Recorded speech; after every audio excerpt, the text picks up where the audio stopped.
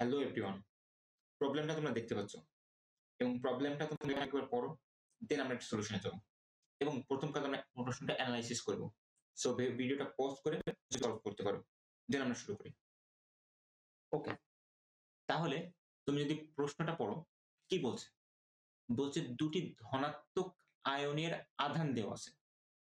এখানে একটা ছোট্ট প্রশ্ন আসবে যে ধনাত্মক আয়ন কি করে সৃষ্টি হয়?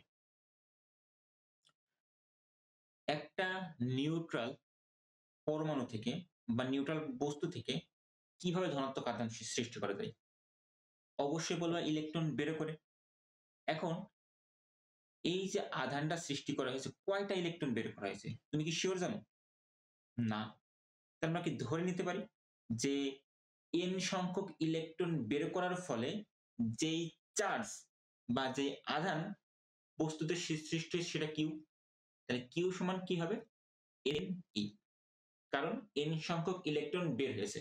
না হলে তো আধান সৃষ্টি হওয়া সম্ভব নয়। তাই ধরে নিলাম যে Q এর মান কত? Ne। কারণ আধান কিন্তু সৃষ্টি হতে পারে ইলেকট্রন বের হওয়ার ফলে শুধুমাত্র, তাছাড়া সম্ভব নয়। ওকে, যারা পরস্পর থেকে কত দূরে আছে? d মিটার দূরে আছে। তবে এদের মধ্যে বিকর্ষণ বল অবশ্যই সমধর্মী চার্জ, কারণ দুই এর ধনাত্মক আধান, তাহলে বিকর্ষণ করবে। বলছে তবে একটি আয়ন সৃষ্টি করতে, একটি আয়ন অর্থাৎ আমার কি এখানে দুইটা কিউ চার্জ ছিল না, প্লাস কিউ বলি, তো এই যে দুটোর মধ্যে যেমন একটা সৃষ্টি করতে কতটি ইলেকট্রন ছাড়তে হয়েছে? তুমি বলবা ভাই একটা আয়ন সৃষ্টি করতে তো আমার n সংখ্যক ইলেকট্রন ছাড়তে হয়েছে। তাহলে আমার বের করতে বলছে কার মান? n এর মান। কথা বুঝতে পারছো?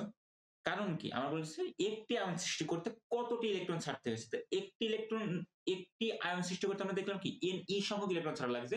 তাহলে কয়টি ইলেকট্রন ছাড়া লাগছে? n সংখ্যক। এটাই তো ইলেকট্রনের কোয়ান্টাইজেশন বা চার্জের কোয়ান্টাইজেশন। মনে আছে তো সূত্র? এটাই সেই সূত্র। এখন তুমি nটা সলভ করো। যদি না পারো দেন আবার ভিডিও দেখতে পারো। সুতরাং প্রশ্ন বলছে দুটি ধনাত্মক আয়নের আধান কিউ। ওকে, ধরলাম এখানে একটা প্লাস কিউ চার্জ আছে যার মান কত? ne। এখান থেকে কিছু দূরে আর একটা প্লাস কিউ চার্জ আছে যার মান ne এবং পরস্পর থেকে d মিটার দূরে আছে। f মানের কি একটা বিকর্ষণ বল সৃষ্টি হয়। তাই আমরা তো এটা অবশ্যই বলতে পারি f সমান 1/4 পাই এপসাইলন নট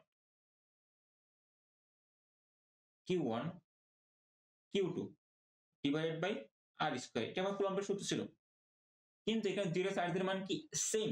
বলবা হ্যাঁ সেম। তাহলে এখানে কি q1 স্পেসিফিক ভাবে দেওয়ার দরকার আছে নাকি দুইটা কিউ? দুইটা কিউ। ওকে, দেন এই যেখানে কিউ বলছি, এই কিউটা আসলে কি? ne। এই যে কিউ বলছে এই কিউটা আসলে কি? ne। তাহলে কি আমি কি লাইনটা লিখলে কি ভুল কিছু লিখছি? এবং আরেকটা জিনিস খেয়াল করো, এখানে আর বলতে কি? মধ্যবর্তী দূরত্ব। মধ্যবর্তী দূরত্ব কত? d। তাহলে আমি কি বলতে পারি 1/4 pi epsilon nought into ne into ne, অর্থাৎ কি ne whole square divided by d square, কারণ মধ্যবর্তী দূরত্ব d।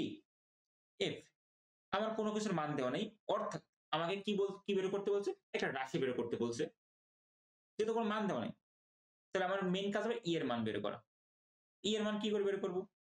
তুমি বলবো ভাই এই 4 পাই এপসিলন ভাগের আছে গুণ করে দিই। তাহলে হবে কি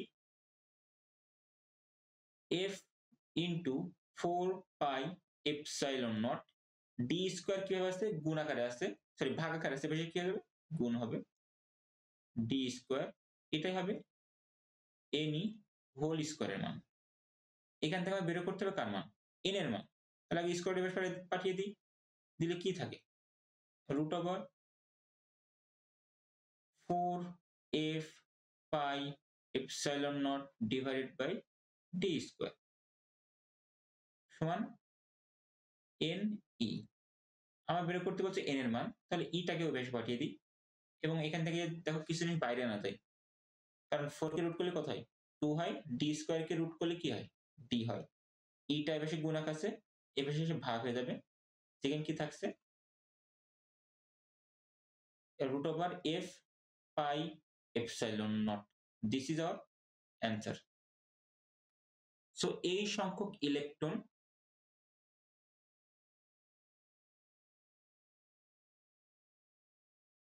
কি করা লাগছে একটার পক্ষে ত্যাগ করতে হয়েছে। একটা বস্তু যদি এই সংখ্যক ইলেকট্রন ত্যাগ করে তবেই এফ মানের বিকর্ষণ বল সৃষ্টি হওয়া সম্ভব।